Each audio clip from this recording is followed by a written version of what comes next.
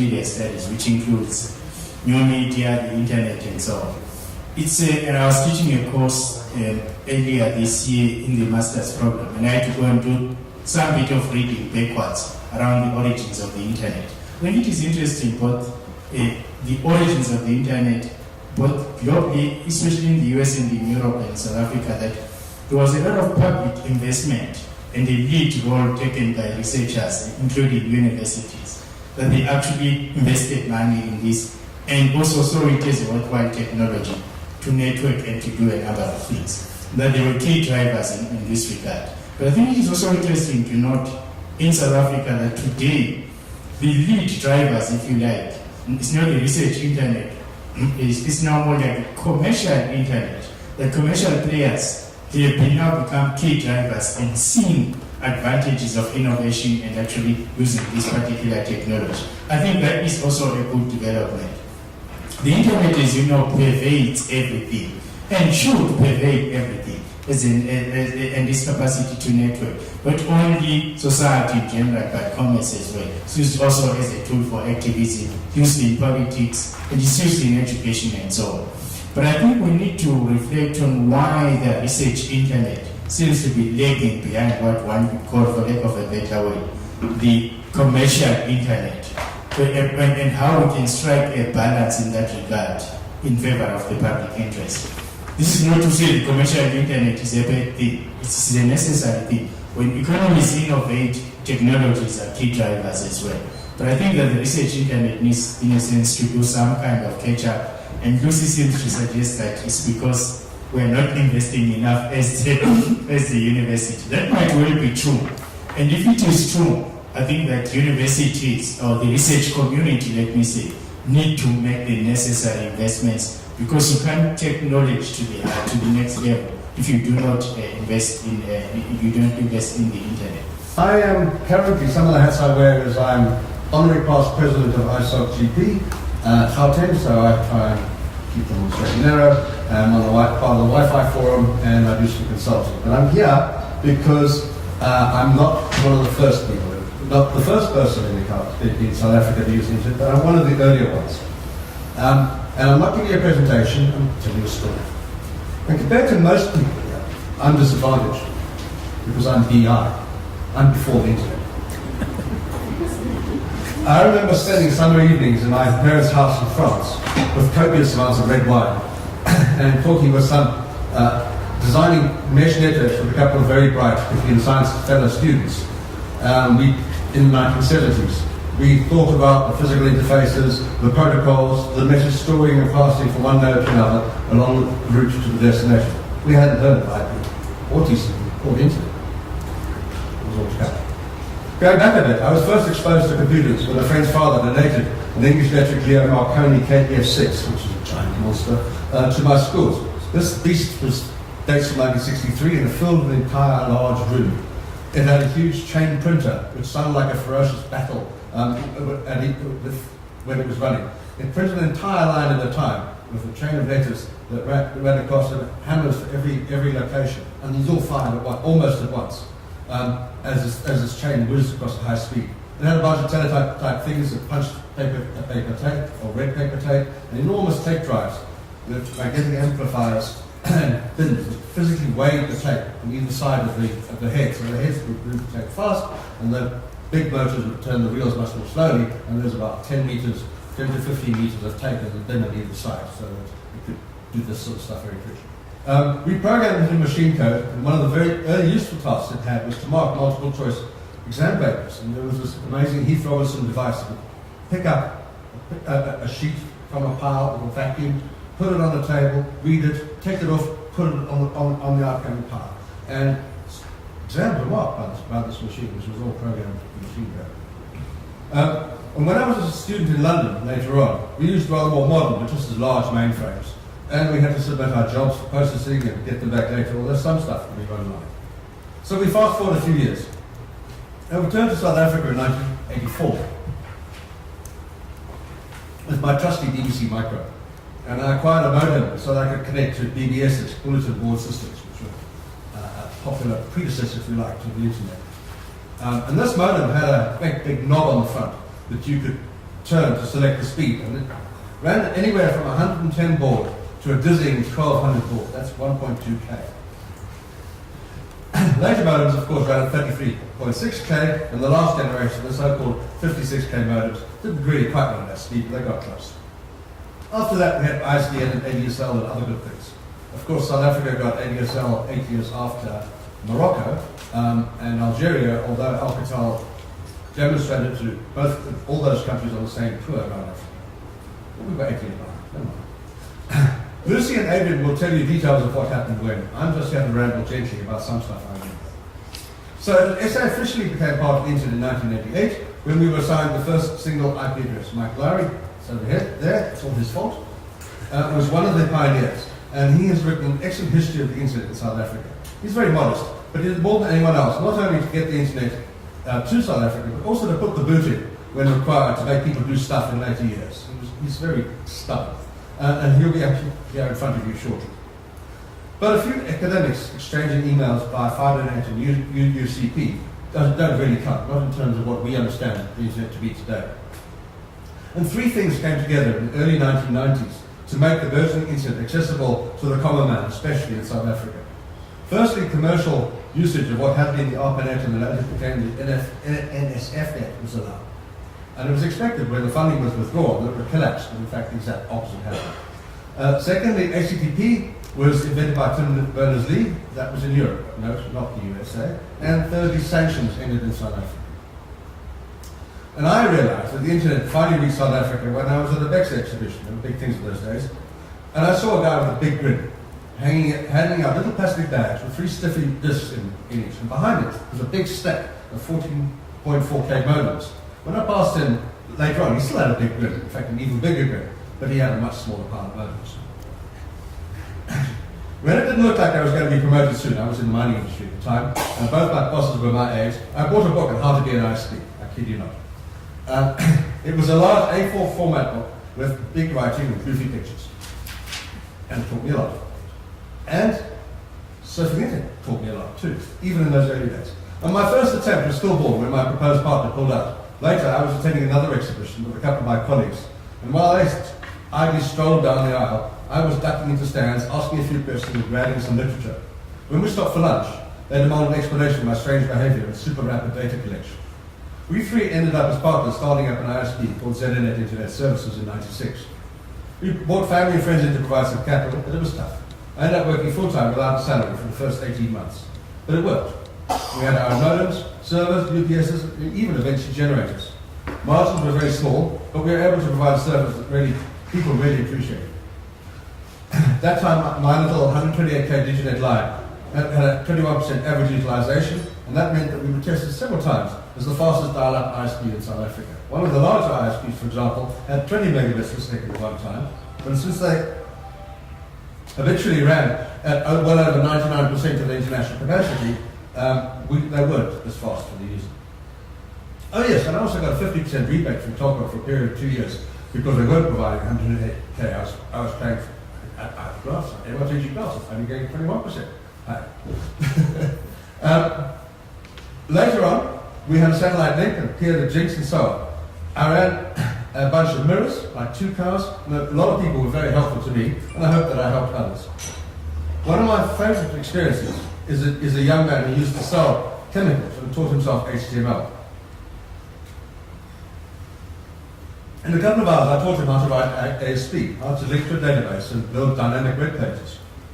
He came back a couple of weeks later with a complete dynamic website. He'd taken what little I was able to teach him and built on it to do something that would have taken me months. Over the years, a long succession of young people came, learned a lot from me, taught me something, and moved on.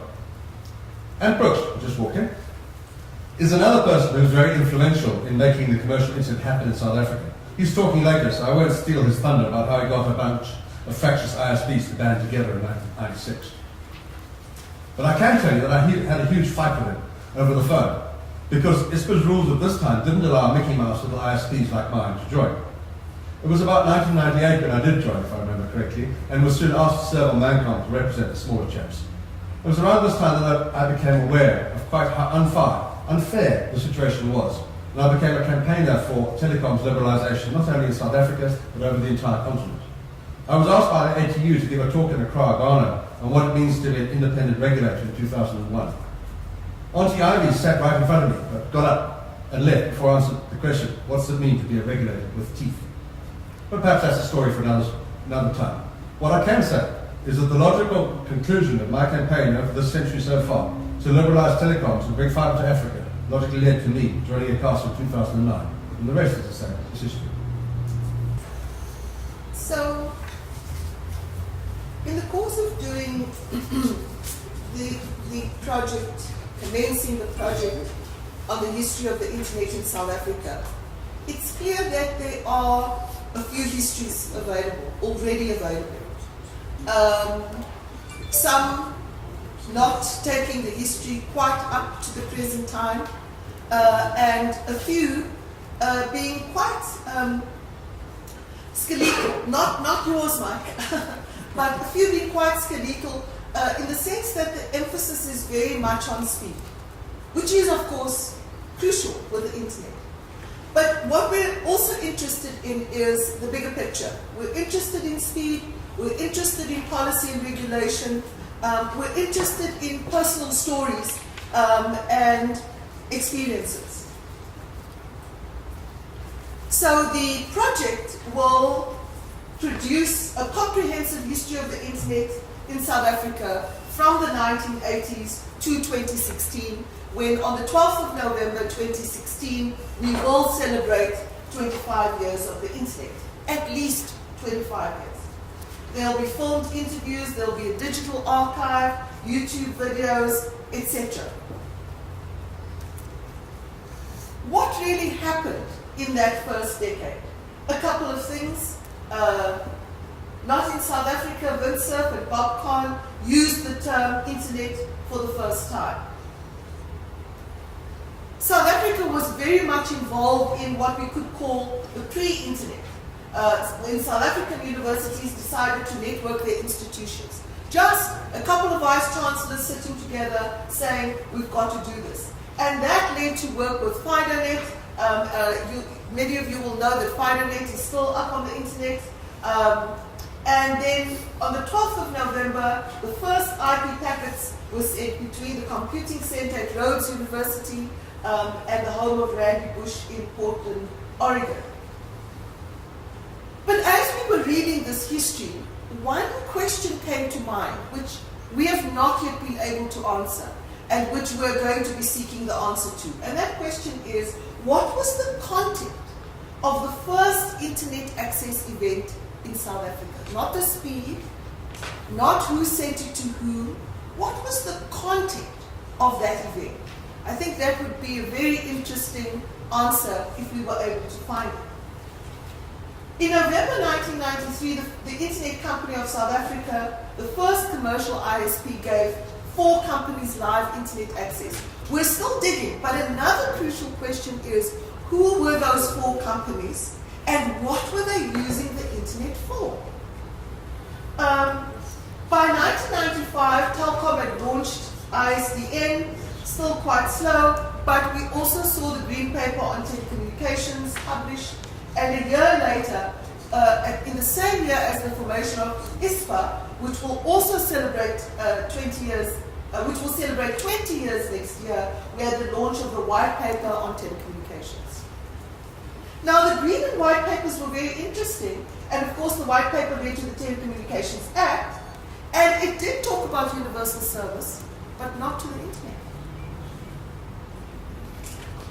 So I thought, well, what does this all mean? What is this telling us? What analytical comment might we make? And I thought about the invisible hand of the research internet, because it all started there. The research internet preceded the commercial internet. But in some ways it was invisible because it was in the universities. And then the visible hand of the commercial internet, which, commerce tends to make a lot more things visible, and what I call the silence of policy and regulation. No reference to the movie.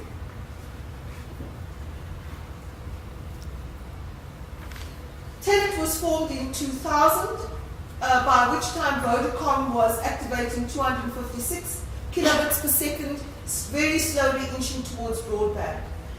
In 2002, up to 512 kilobits per second, starting ADSL, finally broadband. But broadband for who?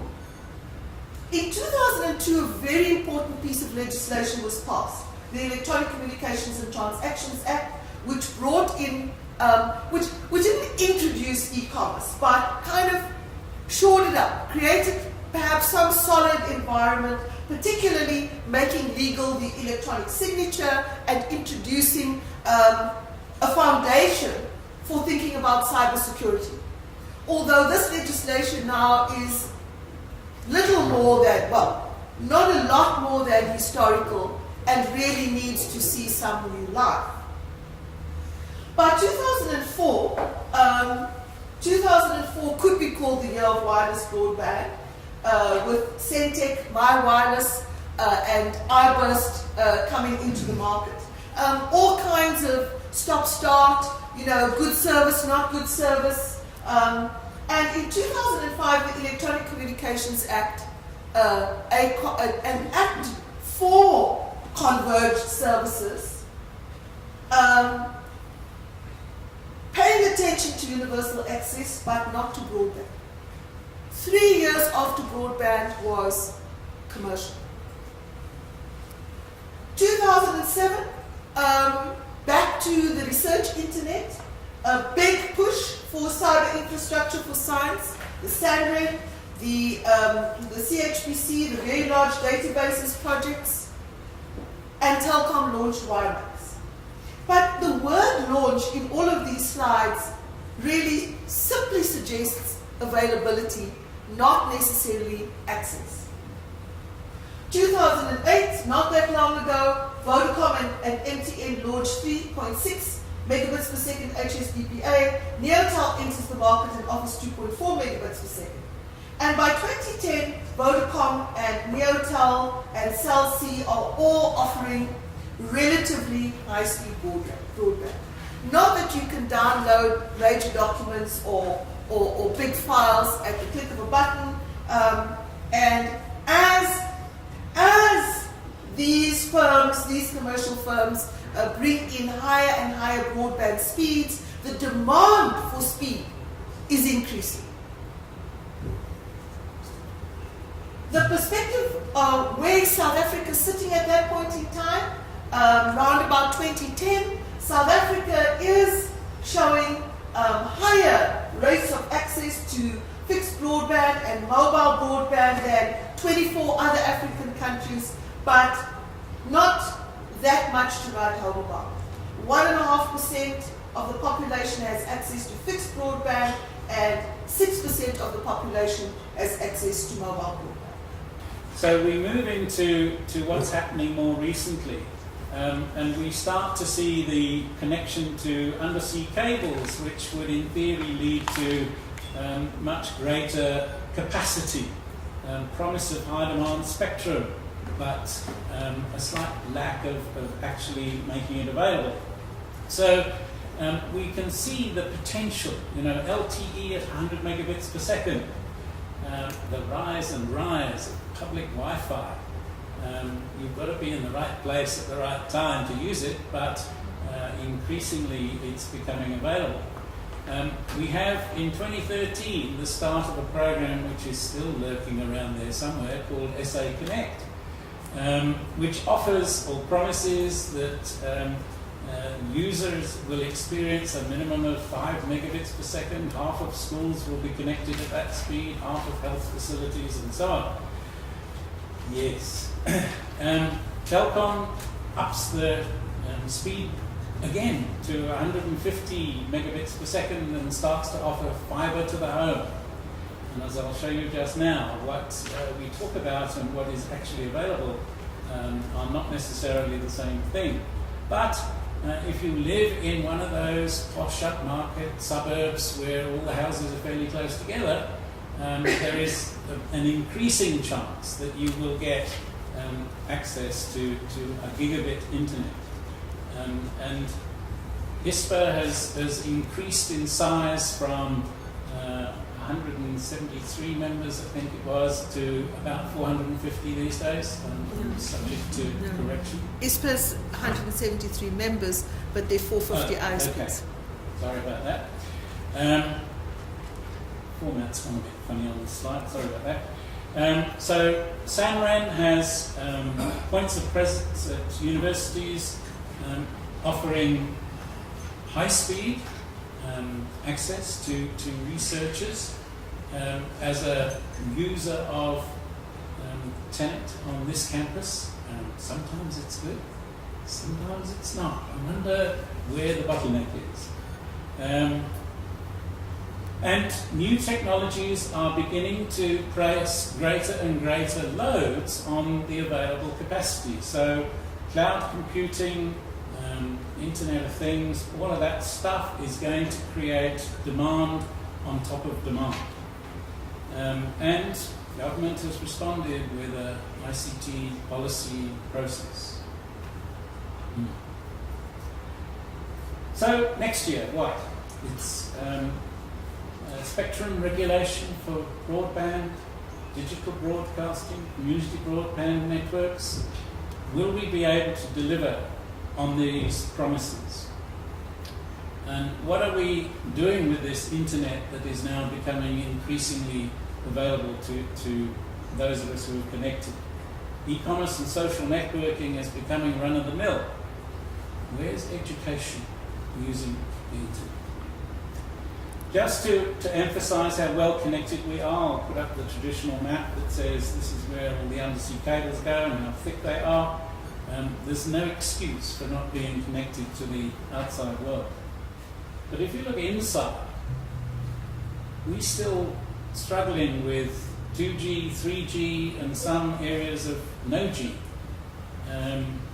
We should really have got this cracked by now. And the next one says, spot the DSL. This is Telcom's own map, I haven't made it up. And those little green areas that are fairly thick around Pretoria and Joburg, but otherwise remarkably thin on the ground, show how little geographic coverage comes from the Telcom network.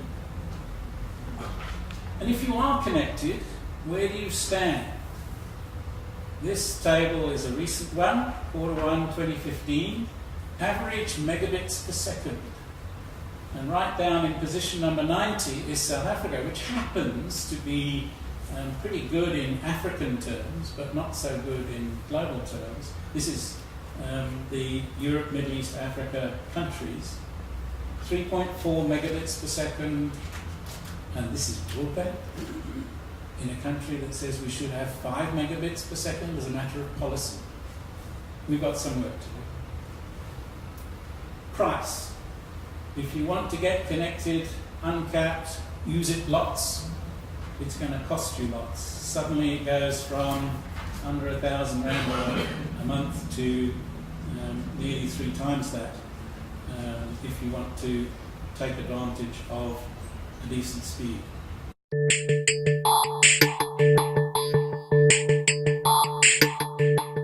This was a study done for R2K, the Right to Know campaign last year. There were 5 focus groups of between 14 and 17 participants each, held in Soweto, Khayelitsha, Mitchells Plain and Durban Central. 77 responses. By low income, we mean household income of between 6,400 and 3,201 rand per month, and very low income households, we mean household income of less than 3,200 rand per month. These were students, employed, unemployed, self-employed, sometimes organized groups like the Waste Pickers of South Africa, which is highly organized, some individuals not in organizations. The main usage was still making and receiving calls and social media. So in the low income and very low income households, just trying to get on the internet. One might say trying desperately to get onto the internet. Because of the 62 people who responded to that particular question, 48 had internet access from their mobile phone, and about 60% downloaded mobile apps. So people do want to be on the internet, irrespective of household income levels. And these are very low household income levels indeed. This does affect the usage, but people want to be on the internet. The experience of mobile communications for the majority of participants was limited. Despite the high price relative to household income, the majority of participants used private internet access, not public internet access. And very importantly, in this household income range, every cent counts. People are buying data for 6 Rand, or 10 Rand, and they say, but I buy it for 6 Rand because that's what I can afford, but I can't do very much with it. And so I think that suggests that there are big issues on the demand side. The majority of participants still speak of airtime and minutes, not of data bundles or gigabytes, and I think that's what needs to change. That we need to see South Africans shifting and talking in the language of data bundles and gigabytes. The mobile internet is recent. Digital equality links to the larger structures of inequality in the economy and society, but that's not saying enough. There is more that needs to be done. In particular, the agenda for communications policy and economic regulation should explicitly include the needs of mobile communications users with household income below 6,400 Rand per month. That's a typical household of 4 people, so divide 6,400 by 4. We have seen a lot of innovation in the mobile sector in South Africa. More innovation is needed. The kind of innovation that we often refer to as social innovation, innovation at the bottom of the pyramid. And to end, so what have we seen? If we look at the history of the last 24 years, and we look at the decadal change, has it been fast or slow? That's a very important question. Because from some perspectives we might say it's been very fast, and from other perspectives we suggest it's been very slow, if not glacial. The research internet, Mike Laurie's comments about the early internet, still a challenge today. Not sufficiently research focused, never enough funds. We should remember that a strong political commitment to the internet led to the strong research internet in South Africa today. By political, I don't mean political government, I mean political South Africans, South African society. The commercial internet, with over 1 million .za domains, South Africa has taken advantage of the internet to support business and other enterprises. E-commerce does still need to play catch-up. Only 46% of the population access the internet, and only 22% of internet users have shopped online. But we are heading to an internet economy. The social internet, greater social activism is required for inclusion. The internet 16 and beyond, it's all about the connection. Cheaper, faster broadband, affordable smart devices, IP version 6, the Internet of Things. We would suggest that in South Africa, change is slow. It's decadal rather than annual. In 2015, we see an internet divide. What is the future? In 2025, we're promised, but will we have universal access to broadband? In 2035, it looks possible, but will we have an internet economy? And by 2045, will we be in a post-internet economy?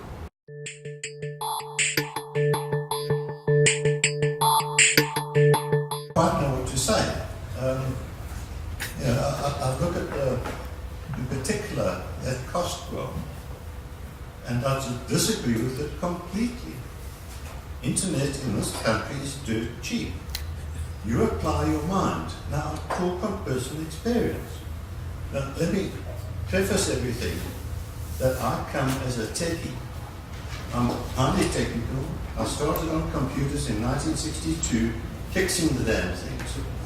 Not just programming, watching the pulses on the oscilloscope, and when things go wrong, I would have to fix the computers.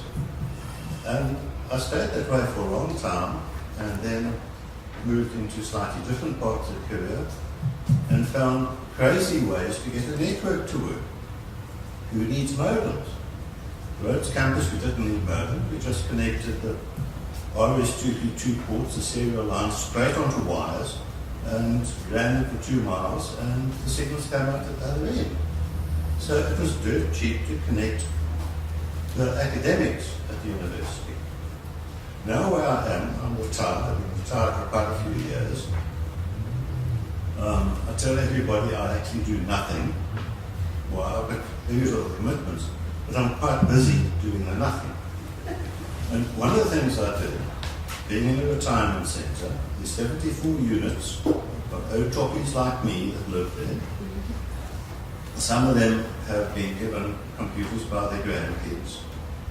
Some of them have got smartphones. They're all dead scared to use them because you don't understand how these things work and they're strange. And so Mike Lowry comes along and says, I needed ADSL. I was doing some consulting for Tenet, and Duncan Martin said, oh, I've got to be on the internet, so I've got ADSL. And I was paying through the nose for ADSL. But the complex where I stay has got a PABX, internal wiring. And so I put my technical mind into gear and realized if we had one access into the complex, we fed it through a Unix machine, controlling email and doing the accounting and odds and things like that. Take it out of that into a DSLAM. A DSLAM, that's what Telkom has at the other end of the ADSL line. If you buy a DSLAM, it's a box. Not the size of this table, about that thick. And you wire that into your PABX, and you run the wires to each unit in the complex. You go to an ISP and you contract. We initially contract for an uncapped service. We were paying 1,100 Rand a month, 30 users, and we set up a tariff structure that said, if you're a small user, you're using less than half a gigabyte a month, you're going to pay $30 a month. And if you're a large user, using more than 2.25 gigabytes a month, you pay no more than 65 Rand. And we over-recovered our costs. We've now taken it even better than that. And the lower end users in the complex where I stay pay 20 Rand a month, and the high end users pay 55 Rand a month. We're on VDSL, we've got a 40 megabit per second connection, and individuals in the place pay no more than 55 Rand a month. Now, I'm sorry, that is not expensive. I don't know where you get your figures from, but I get my figures out of the accounts that we get, and that's what the folks pay. Now, I think the message is, if you want to pay a lot of money, you're welcome to. I don't mind if you do, but I mind if I pay a lot of money, so I pile my mind, roll up my sleeves, and put something in place. And I guess that's what I did when we started the internet in the country. Everyone said it can't be done. Everyone said that politics is against you, the international politics, the sanctions, this, that, and the other. Forget about it. And so we went ahead and did it. So if you want to do it, you can. If you want to pay a lot of money, you can. You're welcome to. You're subsidizing me. Keep up. So, one of the fundamental challenges facing the telecom sector in South Africa are the disruptive elements called the OTTs. And the question is, why is it so that the telecoms industry worldwide is fearful of the OTTs? I think it's all about the price structure that Lori was referring to. So fundamentally, the data charges in South Africa compared to any part of the world are basically 6 times lower than your voice calls. Now, with WhatsApp coming into the scene, and as of March this year, offering voice services. What we have as a response from the industry is that the OTTs in general are a concern, as is Uber, which is an application that is facilitating telecommunication, facilitating taxi services. And the issue is, why is that a concern? The fundamental concern is whether you're talking about Uber or you're talking about OTTs. They are either not regulated or not regulated in the same manner as your traditional taxi industry, that is either metered, or if it's disadvantaged communities or communities, it's not necessarily metered, or if it's the traditional telecoms industry, it's regulated. And this leads me to my other point, which is about regulation in South Africa. I suppose the history has been well articulated, but what has not been said is the real elephant in the room, that regulation in South Africa, or regulation in particular of the communications industry, has either been virtually non-existent or fundamentally weak. And the question is, why is it weak? I will hazard a guess that it's possibly weak because over the years, what we have seen is a fundamental politicization of the regulatory craft. So you have a structure. I used to have this debate with the chairman in the ICT panel, a structure of ICASA.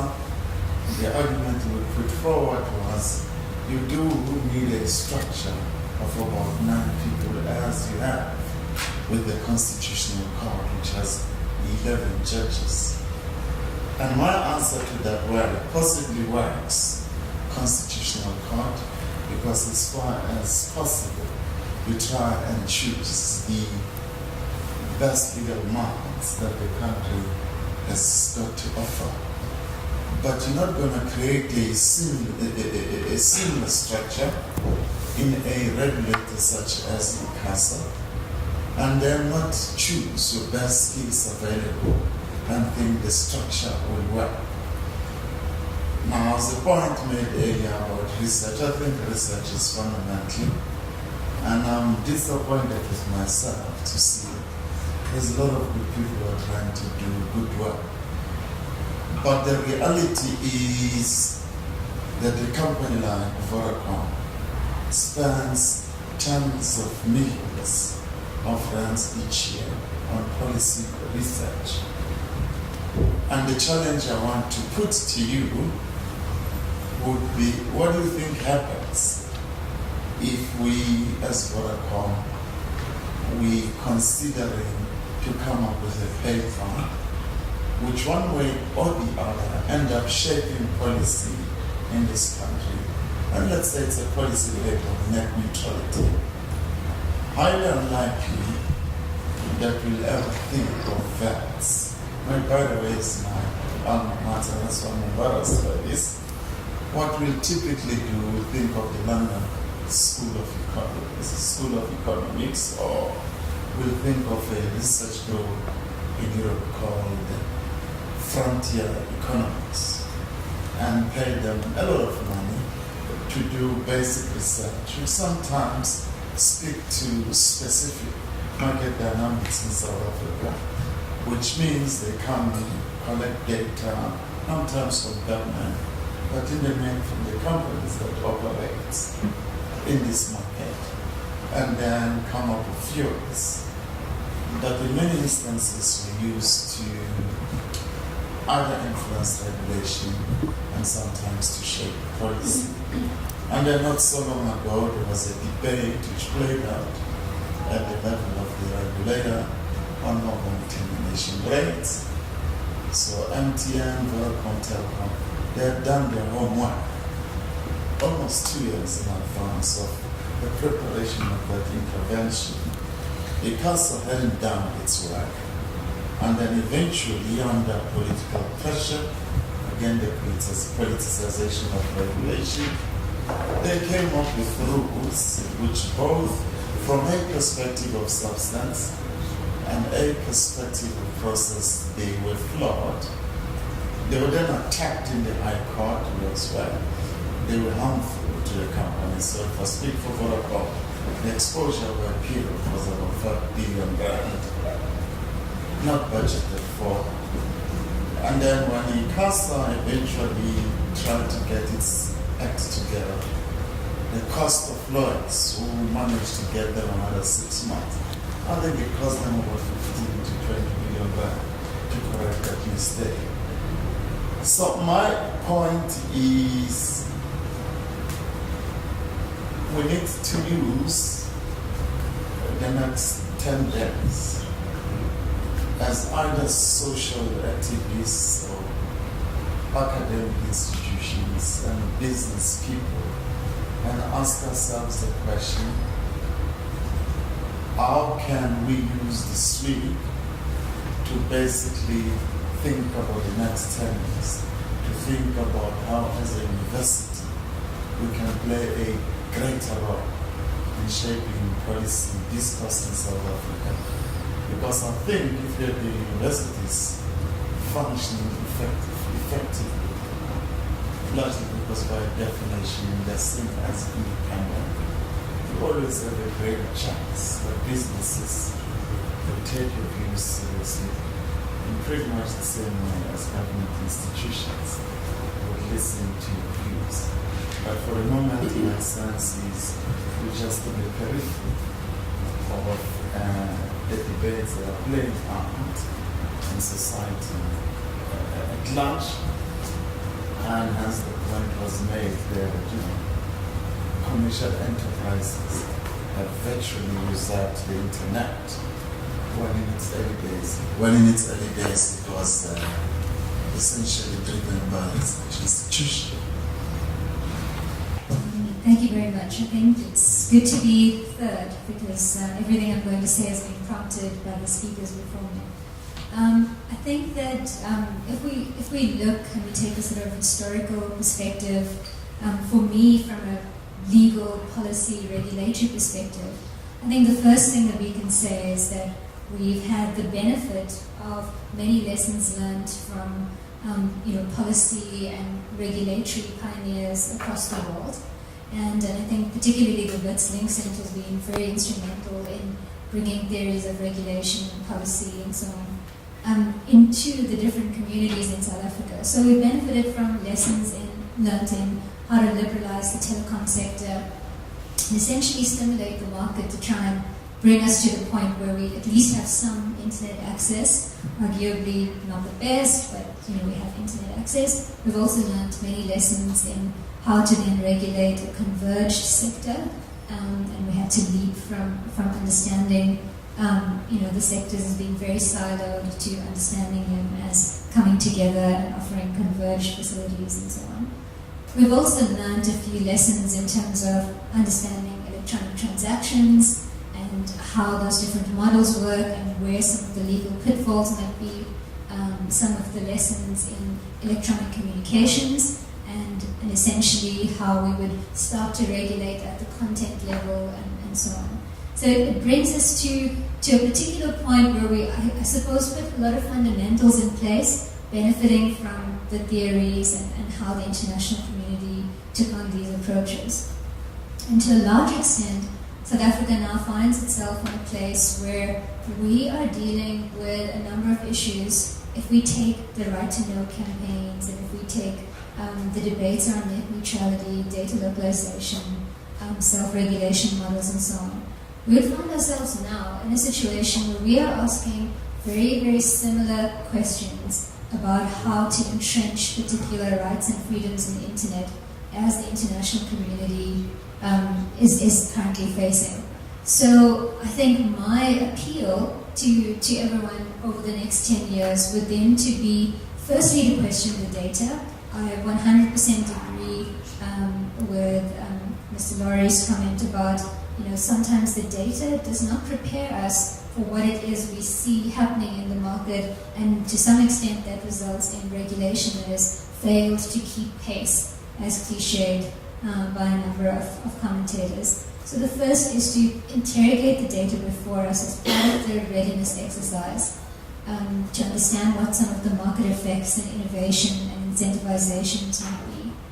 I attended a lecture a number of years ago from one of the strategy professors here, who said, expect to see a lot of cross-sectoral activity where commercial entities such as MTN would partner with banks, and these would be the unintended consequences. And now we're seeing ourselves in this particular instance where we need to regulate the Internet of Things, we need to regulate mobile money, and how on earth are we going to do that?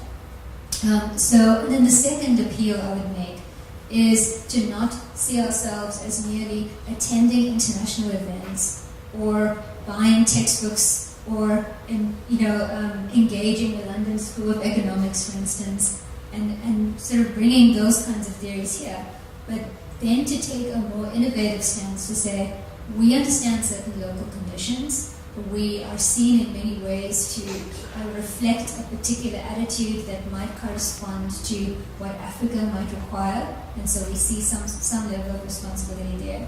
So to then apply our minds to also come up with innovative regulation, responsive regulation, and try and keep up with the readiness that the market is expecting from us. I suppose that on the topic of where we've been good and where we've been not so good, I would say we have been good at putting some of the fundamentals in place. The current issues as we see them is that we are slow to adapt to technological advances. And then another extreme positive on our side that is lauded in a number of international articles is that we have significant self-regulatory efforts that have worked. We have looked at where some of the pitfalls and some of the inconveniences might be with the regulatory frameworks. We've introduced self-regulation that has taken us forward in some ways. And so we can actually be proud of some of our efforts. And at the same time, I'd leave you with those two appeals. Interrogate the data and participate actively in international fora and activities where policy setting is happening.